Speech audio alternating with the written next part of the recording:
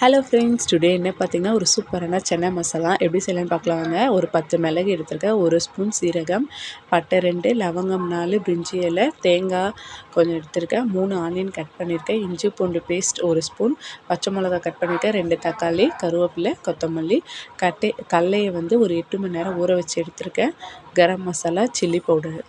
வாங்க எப்படி செய்யலான்னு பார்க்கலாம். நீங்கள் சென்னா மசாலா இந்த மாதிரி ஒரு டைம் செய்யுங்க, சூப்பராக இருக்கும் டேஸ்ட்டு. இப்போ கடலையை வேக வச்சு எடுத்துக்கலாம். இப்போ கடாயில் ஒரு 3 ஸ்பூன் அளவு ஆயில் ஊற்றிட்டேன். அதில் பிரிஞ்சி இலை, லவங்கம், பட்டை, இப்போ மிளகு சீரகம் ஆட் பண்ணிட்டேன். நல்லா பொரிஞ்சதொடனே கட் பண்ணி வச்ச ஆனியனையும் ஆட் பண்ணிடலாம். இப்போ இந்த எண்ணெயிலே நல்லா ஃப்ரை ஆகணும், ஏன்னா நம்ம எல்லாத்தையும் அரைக்க தான் போகிறோம், அதனால் நல்லா ஃப்ரை ஆகட்டும்.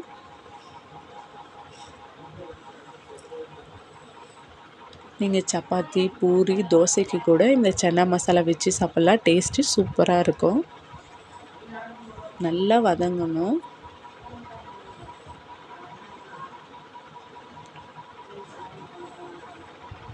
இப்போ கட் பண்ண பச்சை மிளகாவை ஆட் பண்ணிவிட்டேன்.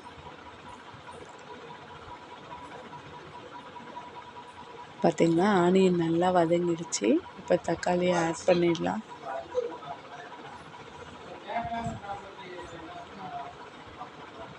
இப்போ இந்த சைடில் பார்த்திங்கன்னா கடலையும் வெந்துடுச்சு. அவ்வளோதான், நல்லா வதங்கிடுச்சு. இப்போ அடுப்பு ஆஃப் பண்ணிவிட்டு ஆறட்டும். ஒரு மிக்ஸி ஜாரில் போட்டு அரைக்க போகிறேன். இன்றைக்கி என்னென்னு பார்த்திங்கன்னா சப்பாத்திக்கு எங்கள் வீட்டில் சென்னா மசாலா தான். கொஞ்சமாக தண்ணி ஆட் பண்ணியிருக்கேன். நல்லா ஒரு ஃபைன் பேஸ்ட்டாக அரைச்சிக்கலாம். இப்போ பாருங்கள் கடலையும் நல்லா வெந்துடுச்சு. அரைச்சும் எடுத்துகிட்டு வந்தேன். வாங்க இப்போ தாளிக்கலாம். ஒரு 4 ஸ்பூன் அளவு எண்ணெய் ஊற்றிருக்கேன். Chilli powder 1 spoon, garam masala 1 spoon, அடுப்பை சிம்லேயே வச்சுக்கோங்க. இஞ்சி பூண்டு பேஸ்ட்டும் 1 ஸ்பூன். நல்லா கலந்து விடுங்க. அரைச்ச பேஸ்ட்டையும் கொட்டிடுங்க.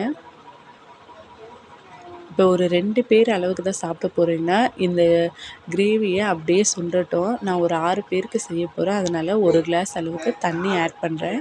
மிக்சியில் அரைச்சோல்ல, அதையே நல்லா கலந்து ஊற்றிடலாம்.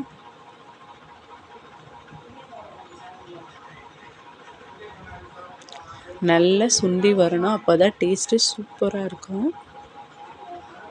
தேவையான அளவு உப்பு போட்டேன், கருவேப்பிலையும் ஆட் பண்ணிடுறேன்.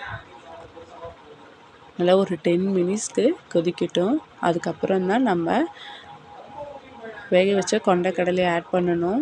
பாருங்கள் கொதிச்சிட்ருக்கு, இன்னும் கொஞ்சம் கொதிக்கட்டும். பாருங்கள் கொஞ்சம் இப்போது திக்காகிடுச்சு. ஸ்டேஜில் கடலையை ஆட் பண்ணிடலாம். இன்னும் கொஞ்சம் நல்லா சுண்டி வரணும். எந்த அளவுக்கு கொதித்து சுண்டி வருதோ அந்த அளவுக்கு சென்னா வந்து டேஸ்ட்டாக இருக்கும். இந்த கேப்பில் நான் தேங்காவை அரைச்சிட்டு வந்துடுறேன்.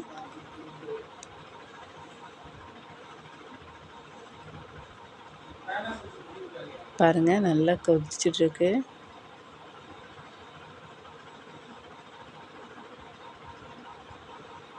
பார்த்திங்களா, இப்போ நல்லா சுண்டிடுச்சு. அரைச்சி வச்ச தேங்காய் பேஸ்ட்டையும் ஆட் பண்ணிடலாம். நல்லா கலந்து விடுங்க. ஒரு 2 நிமிஷம் நல்லா கொதிக்கட்டும்.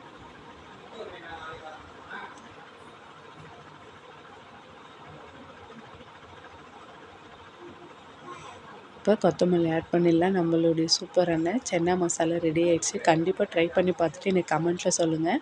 மறக்காமல் சப்ஸ்கிரைப் பண்ணுங்கள். பார்த்திங்களா, பார்க்கவே சூப்பராக இருக்குது. நான் போய் சப்பாத்தி வச்சு சாப்பிட போகிறேன். நீங்களும் போய் செஞ்சு சாப்பிடுங்க. பாய்.